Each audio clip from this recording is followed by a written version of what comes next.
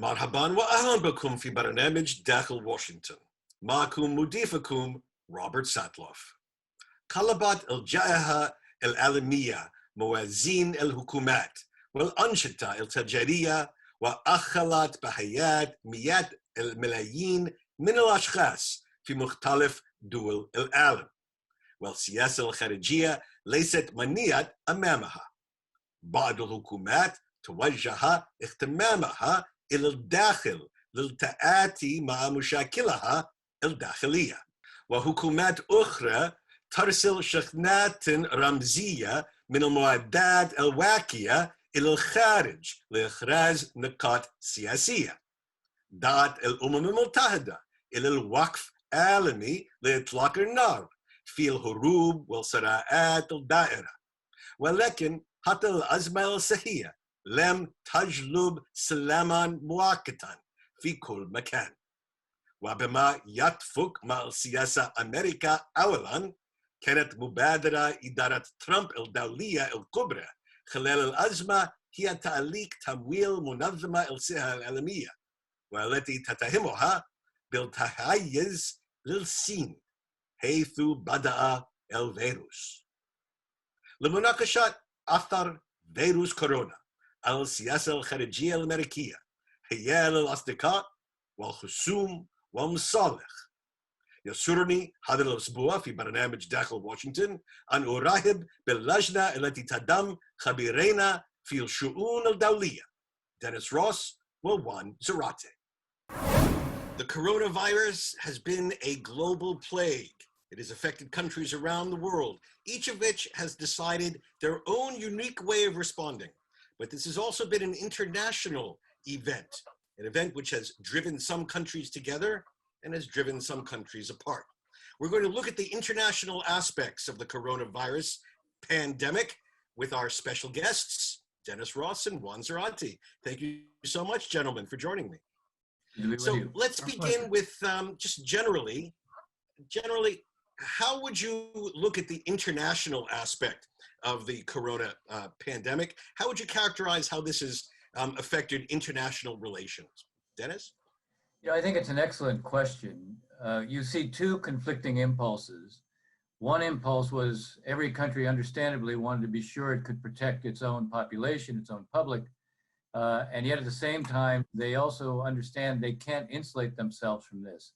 You can't hermetically seal yourself. You can't be free of what's happening internationally. If there are waves of the virus taking place in other countries, sooner or later it's going to come and hit you. I think you need something like a working group or a permanent secretariat of the G20 to manage this. And I'd like to see that develop. We haven't really seen it yet. Okay, Juan, let's get your overall view of the international aspect of this. Thank you, Rob. I think it's difficult in some ways to assess because we're still right in the middle or even at the start of this crisis. And as Dennis rightly notes, we haven't seen the second, third order effects or even waves of the infections, especially hitting conflict zones and vulnerable populations the way that you've seen other centers like New York and Northern Italy and Iran and Wuhan hit. So I think there's still much to be seen, but I think there's, in my estimation, there are three really interesting points, and I think it stems from what Dennis has said. First is that health security had typically been an arena where the international community could cooperate aggressively and relatively well. It was the one place where you saw the major powers, you saw international institutions like the World Health Organization, and you saw the private sector, including the deep pocket billionaires like Bill Gates, all interested in dealing with these issues, whether it was Ebola or SARS or MERS, other episodes in the past. That has really fractured. There's been a lack of faith in the institutions. There's been tension. As Dennis notes, there's been lack of overarching coordination. And so that has been a key part of this first chapter of the coronavirus crisis, which is the lack of cohesion around health security, which you've typically seen. The second point is, I think it is beginning, given the tensions in the system, beginning to see the worst instincts begin to emerge in part. Certainly there are good instincts, right? We're seeing the best in humanity in many ways, but in terms of geopolitics, you're starting to see a lot of those things that were already present or festering before the crisis emerge in a more dramatic way. The tensions between the US and China exacerbating. The question and tensions internal to Europe about a European identity and the state of the EU, that's now in tension. How we think about dealing with refugees, all the more challenging now, given the state of the pandemic. So that is a key set of issues that will only get more challenging unless there's a concerted effort to bring unity. And then finally, I think, to Dennis's earlier point, a question of what American leadership should look like in this context, and who is leading on behalf of the US, right? If it's not to be the president in a multilateral context, are there US institutions? Are there foundations like the Gates Foundation? Are there scientists or scientific communities that can lead the way toward a cure or toward mitigation of the pandemic? And so those are three core issues that in some ways were already present and with us, but are getting accelerated and exacerbated during the crisis. Let's pick up on one of Juan's points and begin where the pandemic began, China. There's great debate around the world, really, how the world should engage with China at the moment. Should China be in the dock, as it were, as the country that spawned the virus and acted without regard to global health at the very beginning? Or should we be engaging more closely with China as a partner to build this international consensus of cooperation to bolster global health? What is the right approach for the United States to deal with China right now? Dennis? Look, I think we're dealing with the pandemic still. The Chinese happen to be more capable in terms of manufacturing of diagnostic tests, protective equipment. These are the kind of things that are going to that need to be something that is contributed to everybody. We need to be in a position where those countries who are far less capable of dealing with the virus are provided the means to do so. If we, at this point, engage in a kind of war of words with the Chinese and make it more difficult to cooperate, we're not serving our own interests. I said at the outset, and I think Juan reinforced this, this is a virus that respects no borders. We are vulnerable as long as others are vulnerable, so long as there isn't a vaccine. We don't yet have a vaccine, and we don't yet have effective antiviral drugs to treat the COVID-19. And so long as that's the case, I think the premium has to be put on cooperation and coordination. Yes, the Chinese are trying to create a more positive narrative about themselves. There certainly will be opportunity for later on to focus on, I would even say, again, in a kind of serious analytical way, lessons learned. One of the things that would have blunted this from very early on would have been the Chinese sharing what was the genetic code of this virus, which they did discover, but they probably would have discovered it earlier if they weren't in the position of trying to deny that there was, in fact, an epidemic taking place within China itself. So there are some lessons to be learned, but focusing on that now is going to come at the expense of dealing with what is a very severe challenge that we have not yet overcome. Juan, take a bite at this. How do you balance, if you're in the White House, how do you balance popular anger at China for hiding the origins of this with the need for cooperation with this vital, important global power? Rob, it's fascinating that China over the last couple of years has become a bipartisan or even almost a nonpartisan issue. And you've seen it even in the early stages of the presidential head-to-head between Vice President Biden and President Trump, where the question of who can be tougher on China is a centerpiece question or is a core theme. So you're right. I think the White House and politicians in Washington are having to gauge popular sentiment, the idea that China isn't trustworthy, that they didn't act in a trustworthy way, not only with respect to their own health, but global health writ large. And this comes at a moment when there was growing anger, skepticism, and even a debate around decoupling the United States from the Chinese economy. Now, we've talked about this together, and many experts talk about the difficulty of the disentanglement of the Chinese economy from the American economy and systems therein. But the current crisis and the lack of faith and confidence in China has certainly accelerated questions about supply chain security. Is there too much dependence on China to supply the kinds of things that Dennis rightly notes we now need in a crisis like today? And I think China, not only with some of its obfuscation or hiding of the facts early on, but threatening to not provide supplies to the United States, and even stopping some early shipments out of China, has caused a lot more resentment and suspicion. But Dennis is ultimately right. We're still in the beginning stages of this crisis.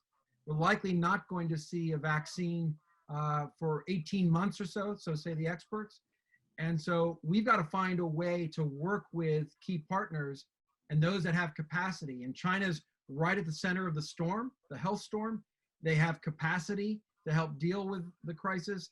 And they're going to have information and scientists that are going to be critical to resolving some of this. So it's a delicate balance between continuing to cooperate with China while also dealing with greater suspicion about what China represents and our dependencies on that country. So we've spoken a lot about China. The other sort of global power out there, the Russians, are right now in the worst of it.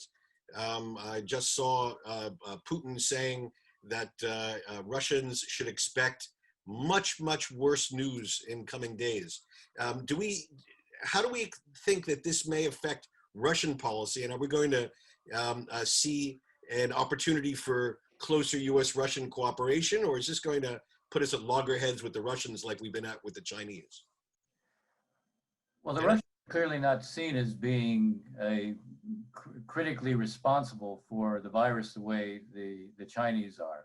So it's already in a somewhat different category. We also just had the White House and the Kremlin issue a statement on the spirit of Elba, citing back the 75th anniversary of the end of World War II.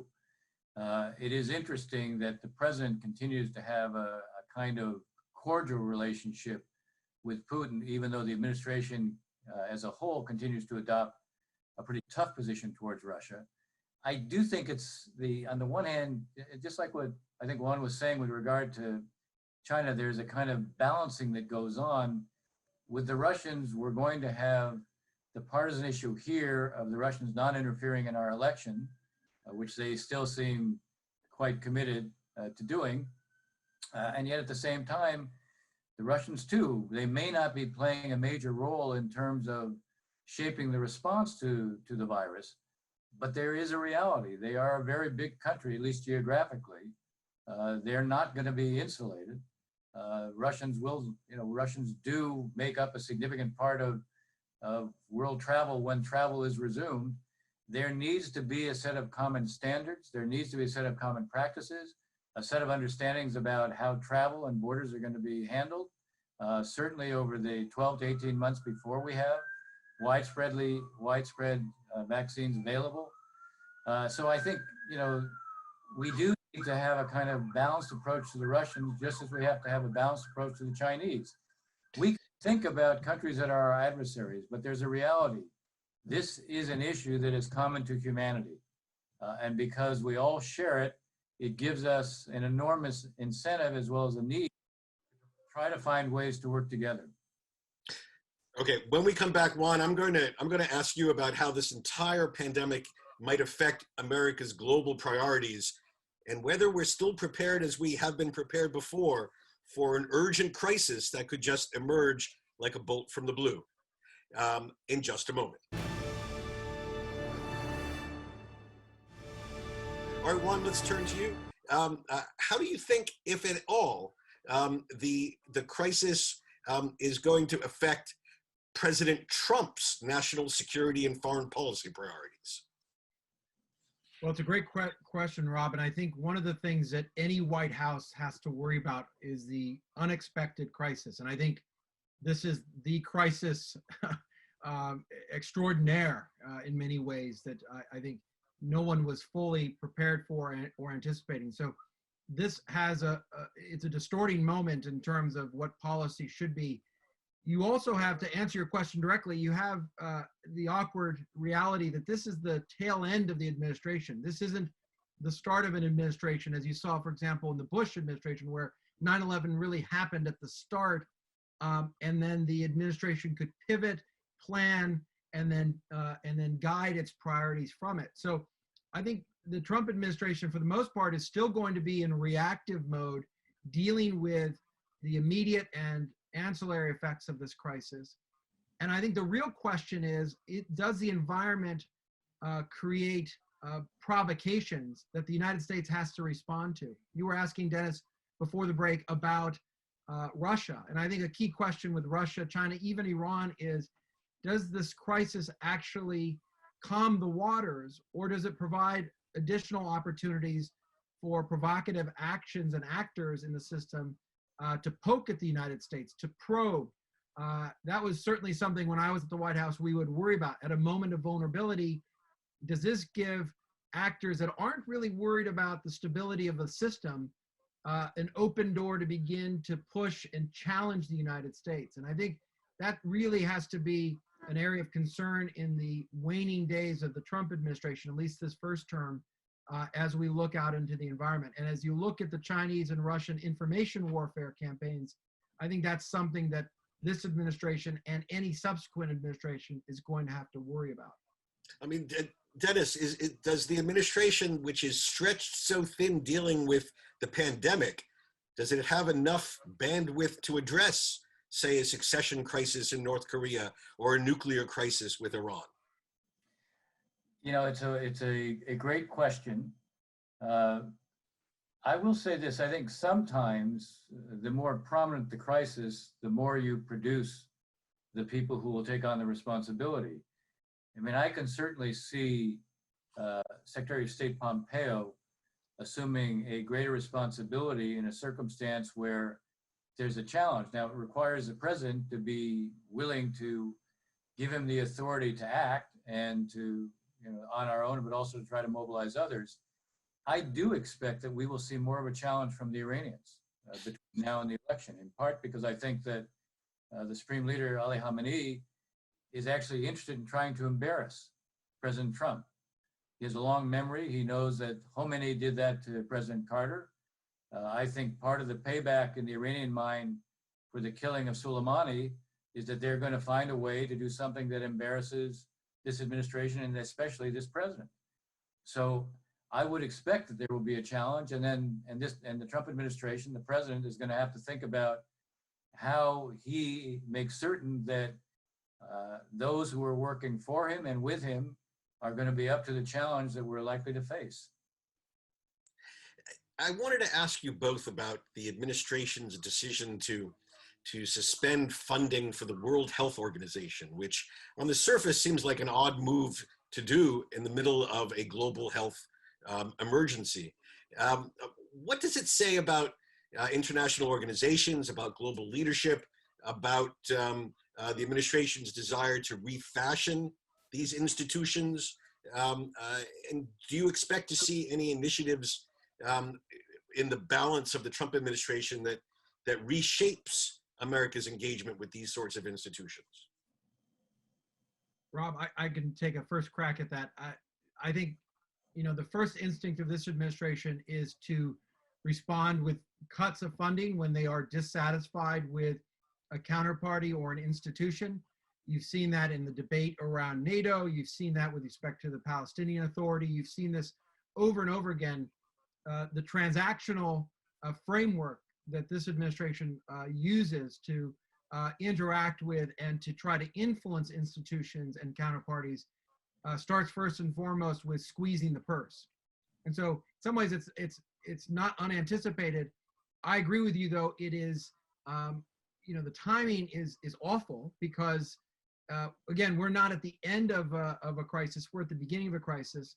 The World Health Organization has a key role to play in galvanizing the international community, in particular the scientific community.